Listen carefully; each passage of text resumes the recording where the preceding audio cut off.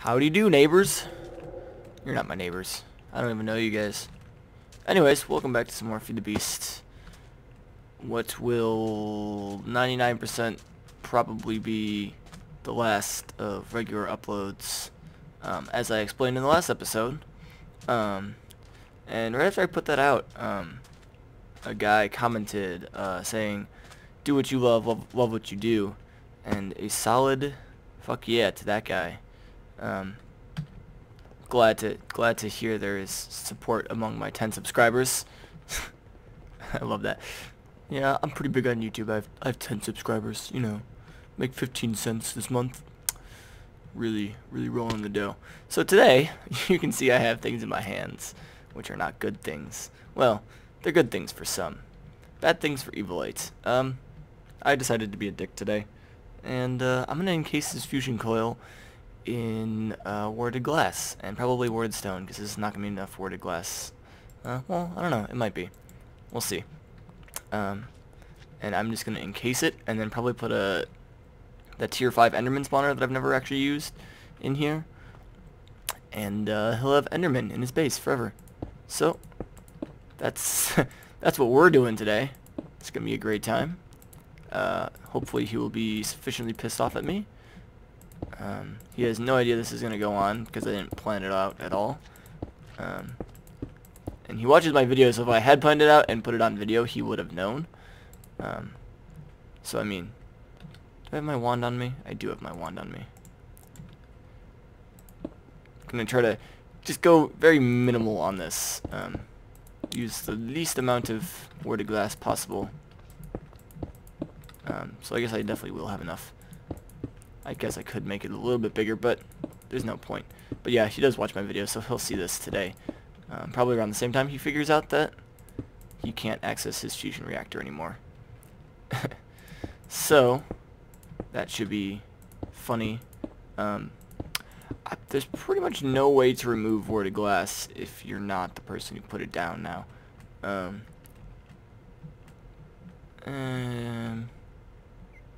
I need to not destroy the fusion coils. I'm just gonna break the glass. Deal with it. Breaking the glass.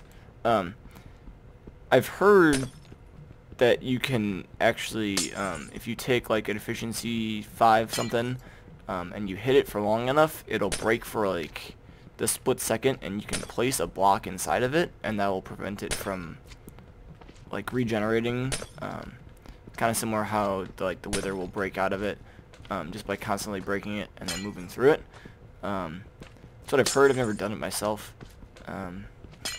But I know that basically now turtles can't break it, quarries can't, fillers can't. Basically fixed all the things breaking it. So there's pretty much no way to remove it, which is a good thing.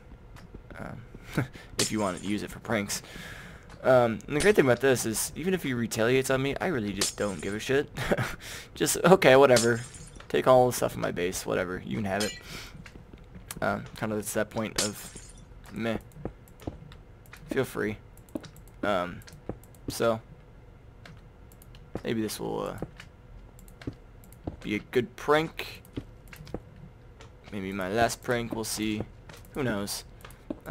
Thor talked to me yesterday, and he's like, well, I saw the episode, and I'll be getting a new computer. I'll be getting back on once I do that. I'm like, yeah, but that's me like 5 months down the road.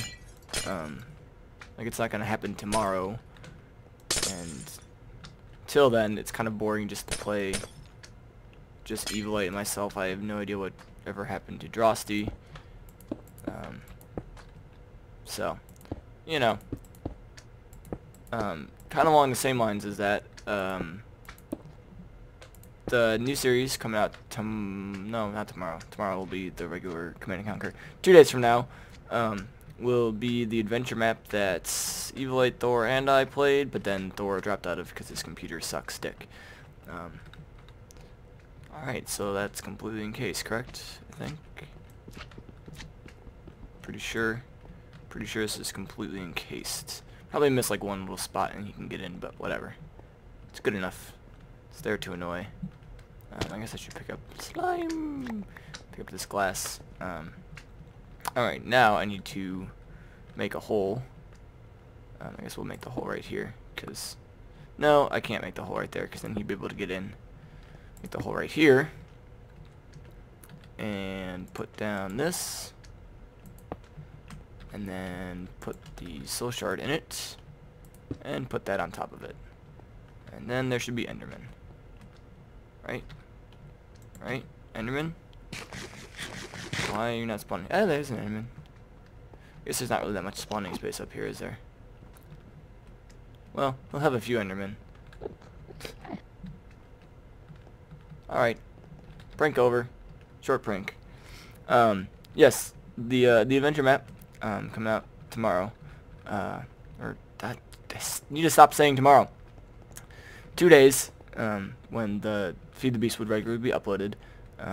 It will be replaced by the adventure map, which is called Link of Faith. It is an adventure map based off the computer game Myst, which was a pretty old game now. Or it is a pretty old game now. But it's based on like crafting of new worlds, which are called ages, and it's what Mystcraft is also based on. So like you get to write ages with different traits and stuff, and so it's based off of that, and it's completely like story based. There's no mob fighting. Oh, excuse me. No mob fighting. There's no anything like that. It's like it's puzzle, some parkour, like you have to like solve things to get keys to unlock doors, or like find your way to up to this place. So it's like it's played on peaceful. There's no mobs. There's no any of that stuff. It's a brain instead of brawn type of thing. So it's a pretty cool map in that sense. It's different than Super Hostile for sure. So I thought it would be cool to play, and it was. I had a great time with it. It was very enjoyable. Kind of wish Thor had been able to go through it all, but whatever. He needs a better computer, and that's his fault. So there's cows. Hi, cows. I wonder if these cows were back from when I repopulated the spawn. Probably was. Let's see. Well, that was a nice 7-minute episode. What to do now? I need to find something else to do. Just do the random exploring again. Might get kind of old for the 3rd day in a row, though. Let's go this way. Thor's... why are my waypoints not set? Thor made a new...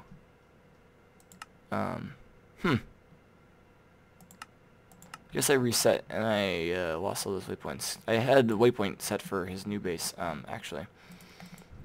He made a new base out there, really, really far away, and then decided to come back to spawn, because that's what he does. He likes to try to go someplace and then decide not to do it. We're probably going to be removing ICBM and the universal electricity stuff from the mod pack, just because it's not really useful. It's there, and Thor kind of made stuff with it, and that's about it. It's really just more for amusing than anything, and trying to get someone to join and install it is more trouble than it's worth. It's easier just to say, hey, we just have a Minecraft pack with Mystcraft and what else do we add? Mystcraft and something else. Maybe just Mystcraft. I don't know. I forget now. But basically that it just reduces the amount of things that someone would have to do in order to join the server, which I think is good. He has a lot of cows. Holy crap. Where is this cow spawner? Is it down there? Did I see something? No. He obviously has a cow spawner somewhere. That is a lot of cows. There's a mass quantity of cows. Why so many cows? Silverwood tree? Yeah, anyway, so we're probably going to remove that, and I'll, like, find a way to reimburse him, because these are all tier 3 launchers, which took a lot of resources to make, I know. Launcher platform. So, I know they took mostly a lot of steel, is what a lot of the here, let's look it up. Launcher. So the launcher platform tier 3 takes these elite circuits tier 2 and then steel plates, and the steel plates are for steel. These are gold, lapis, some diamond, redstone, and then copper or bronze, and copper and redstone. So basically just a lot of steel is the main thing that he would be reimbursed for. This area is kind of weird. I don't know if he did this. I'm assuming he did this with turtles to try to flatten it out. Because if he didn't, this is a very odd terrain generation. Like, very, very odd. So, probably going to be doing that. I know Minecraft just updated yesterday, last night, to 8.1.1. So, I guess I should probably update the server and do the whole remove everything. But right now, since it's just Evil 89, it's not really a pressing concern of mine. Mistcraft got updated a bunch. It got like completely overhauled, and I don't know if I really like it. It's like more grinding for stuff. It seems from what I've very, very little of what I've read. They completely changed how ages work and have completely new mechanics and stuff, and you have to like get pages of stuff. You can get pages of stuff from like villagers and like different dungeons now and stuff. And so you can get like tendrils, like the wood tendrils, except for you can get them from like diamond ore, which is like, oh, that's not, you know, completely cheap and OP at all, but you know, whatever. To each his own. So I don't know if I even want to update that. I'm not sure. I really like the new update. Might just stay on the old one because I can. So we might do that. We might not. I'll get around to it eventually and decide if we're going to update Mistcraft or not. Some of the other mods got really cool updates. Computer Graphic got some new sensor turtle things that can do stuff. There's XP turtles now, which I guess hold XP for you, which would be cool for my XP farm at spawn with their skeletons. And they could hold XP and then just give it out to you later. So kind of like the brain of the jar, but the brain of the jar gives off a lot of flux and makes wisps. And to my knowledge, the computer or the turtles do not do that. Because, you know, they're not part of Thaumcraft, so unless it's crafted with the Thaumcraft brain in the jar, which it might be. I haven't actually checked. I just heard that it was added. So there are some cool updates that I will update, but Mistcraft maybe not.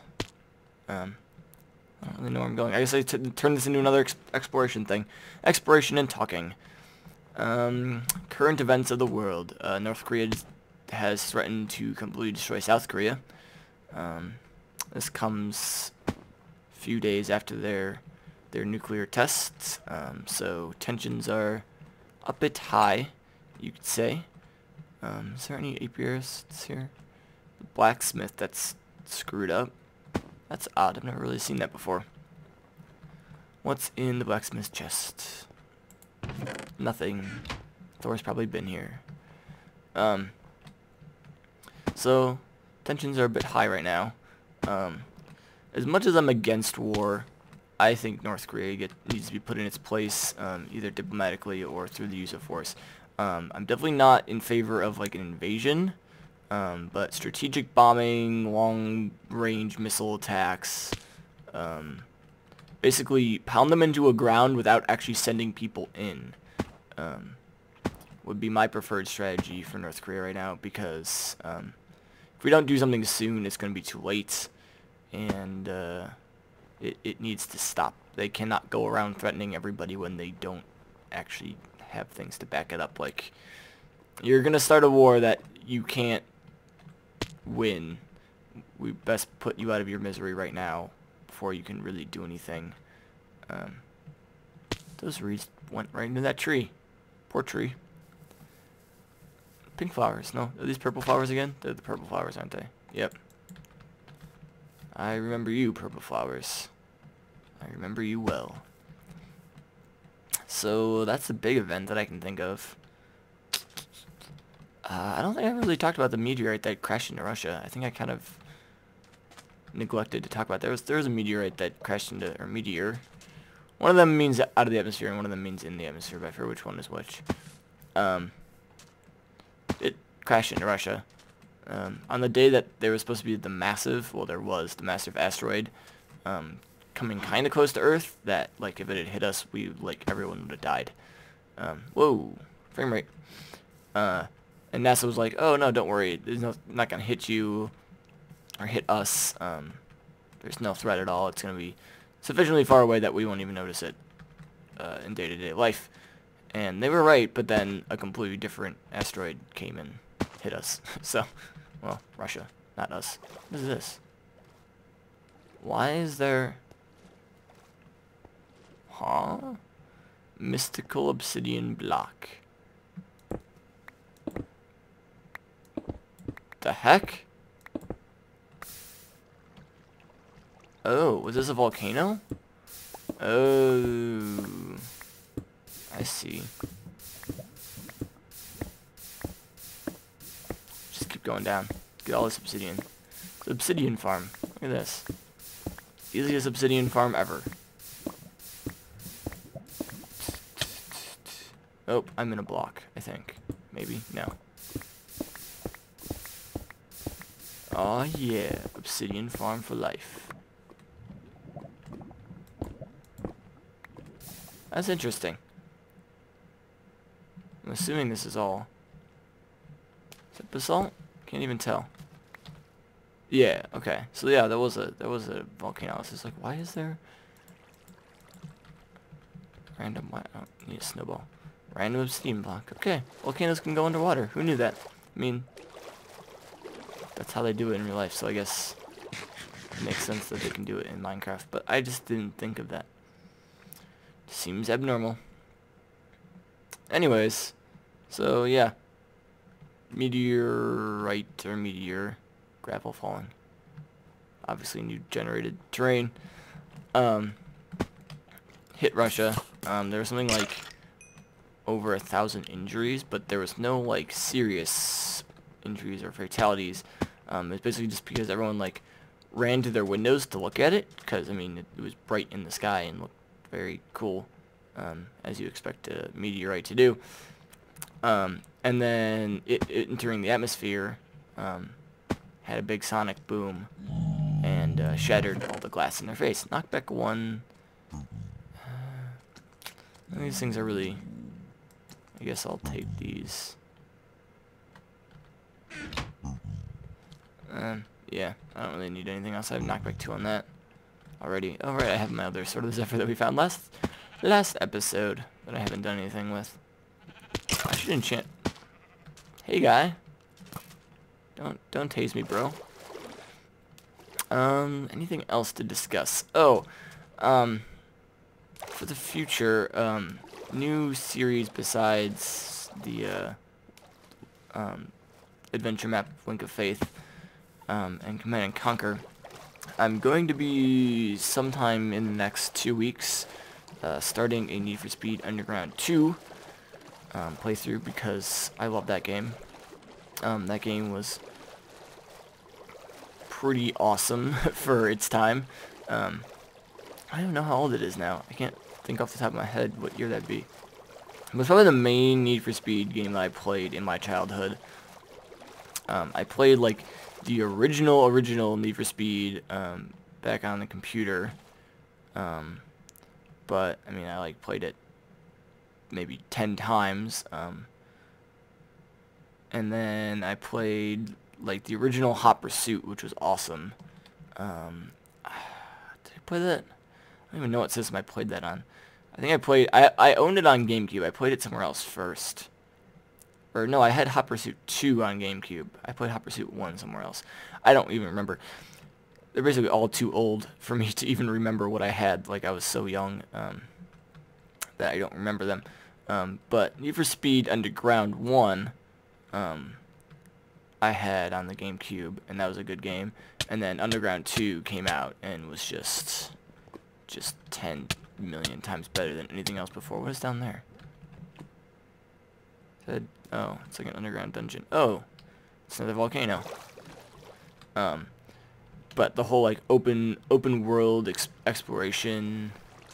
I hear creepers dying in lava. There's a volcano with the abandoned mine shaft. Interesting. But yeah, the open world exploration. Ooh, this is cool. And the customization. I think it was pretty much the pinnacle. If not that, then Need for Speed Most Wanted and Carbon, which were basically the same game, just slight differences. If you played one, you kind of got the experience of the other. They had like exactly the same mechanics and everything. It was just different storyline and different objectives in each of how to win the game. But I mean, it was like the same cars, pretty much the same customization. But those are two very good games as well. But I think Underground 2 was the game that was really the pinnacle, and then Most Wanted and Carbon were just slightly updated versions of that, which was good. I mean, they're fantastic games as well. And then everything since then has not really been honestly that great. Need for Speed went into the whole let's be kind of realistic, but it's like you can't be realistic the way that Need for Speed wanted to be realistic. They try to make it like really actiony and cool and realistic. But then it turned into like a kind of arcadey realistic, where it's not arcadey enough to be fun that you can just dick around in, but it's not realistic enough that you want to like be super realistic with it. Like Forza 4 and stuff, like that's like super realistic. There's like the F1 games. There's Gran Turismo. The super realistic games. That you're like, alright, we're going in here and we're not gonna like have this super action-y or anything, but it's gonna be difficult and very fun when I complete it. And so there was already like the simulators and stuff like that out there. And then is this another water hive? It is a water hive. Cool. And then Need for Speed decided to be like, oh, we'll kind of get into that, but not quite. So it like wasn't the pure like arcadey. Just collide all you want with cars, get like tons of nitrous, and just pimp out your car in any way. It wasn't that sort of way to just be fun and dick around with it, but it wasn't realistic enough that you really wanted to be like, okay, this is super realistic, let's just go for the experience of it. Like, it wasn't realistic enough, and then it wasn't arcadey enough, so it was like kind of that middle ground, and they just weren't good. Like, so that's like Shift and Shift 2 and what was it? Oh, dang it. Need for Speed Pro Street. I had that game. That game was awful. Don't ever play that game. It was like the worst Need for Speed I've ever played. I don't think I ever played Shift 2, actually. I think I said one time I had played all the Need for Speed games, so I guess I lied. I played Shift 1, which I guess was just called Shift. And I haven't played the newest Hot Pursuit. I think it's a Hot Pursuit. No. Most Wanted. They just used the name again. That's another thing I don't like. They just decided to reuse names. So there was Hot Pursuit 1. I'm pretty sure I played it on like the PC or like PS1 or something.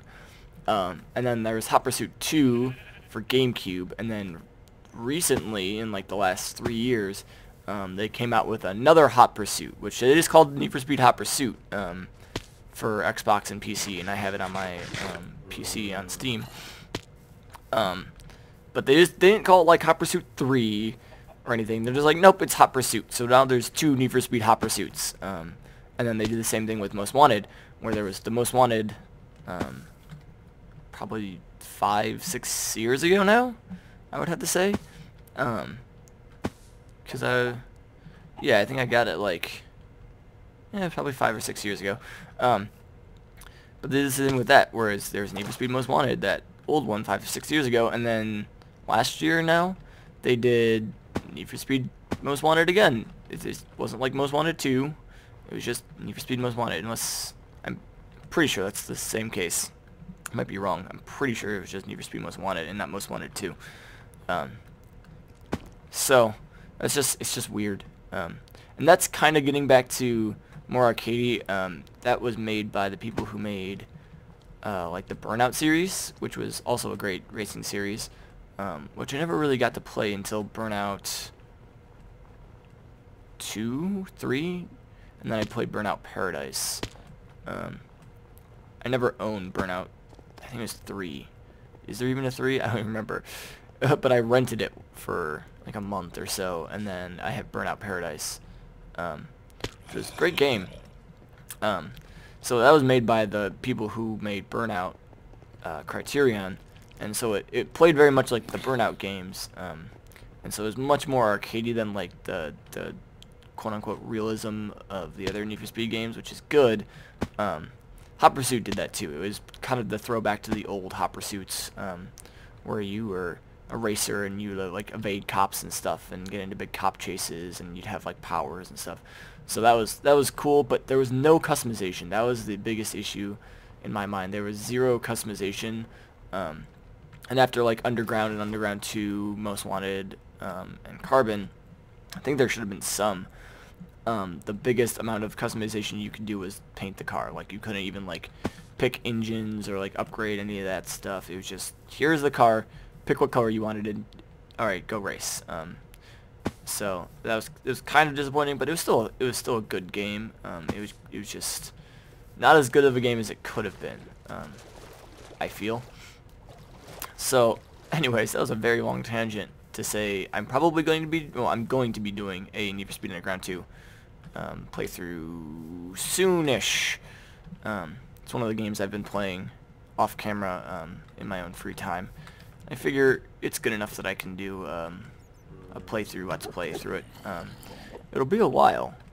It'll be a long game because it's not a short game by any means, going through the storyline and all the other side races, and there's a ton of stuff to collect, a ton of stuff to find. Like, there's stores in the game, so the map is broken up into 5 areas, I think, and you start off in the first area, and then you progress through the storyline and you unlock the other areas that are like off to the sides of those main areas, and each area has its own collection of like shops. So there's performance parts shops, there are visual like paint shops, then there's like the body shops for spoilers and rims and stuff, and then I think there was a 4th one. I don't remember though. Can't think of it off the top of my head. So anyway, you have to go and find the shops, and that's how you like unlock the next batch of parts. Is like, so if you want the next performance parts, you have to go find the performance shops in the new area that you just unlocked, or your current area if you haven't found it yet. And so it's not like it just gives it to you. You have to actually go like find it and then drive around the world to explore and know where they are. Actually, I probably know where about half of them are off the top of my head just because I've played that game so many times, so it might be a little bit boring. I won't have the exact sense of mystery of I don't know where it is. It's just like, alright, I know it's right over here, let's go find it. But that should actually help it go a little bit quicker, and not just me driving around aimlessly for 20 hours trying to find the one shop. So I'm going to be doing that, look for that in the next 2 weeks. And then another thing I've bounced around in my head, but I'm not going to commit to anything, is I really want to do a Skyrim playthrough. I've done at least 5 or 6 Skyrim playthroughs on my own. None of them recent though, and I've never played any of the DLCs. I've never purchased them to play them, so I was thinking of doing an actual like RPG Skyrim playthrough where I like set myself out as a character and then set rules for myself and stuff, and follow those character traits instead of just doing whatever the heck I want, and playing it as like myself. I'll play it as a character I create, you know what I'm saying? So I was thinking of as playing through as like an old grizzled mage person who had seen a lot of shit in previous like wars and stuff, and had basically taken to a life of mostly peace. So he would be focusing on illusion and alteration, sweet knowledge fragments, and trying to basically avoid the fight as much as possible, or cause the other people to fight within themselves. But if need be, he can turn to destruction and lay down a beating on people if he so needs. But he would try to avoid fights. He would be grizzled old man, so he'd be racist, so he'd definitely join the Stormcloaks.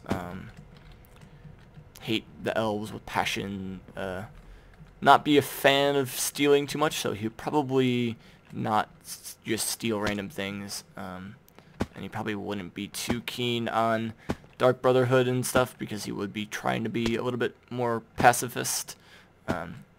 But I think it'd be interesting to play through as that. I've done many different playthroughs. My main first playthrough was as a high elf destruction mage.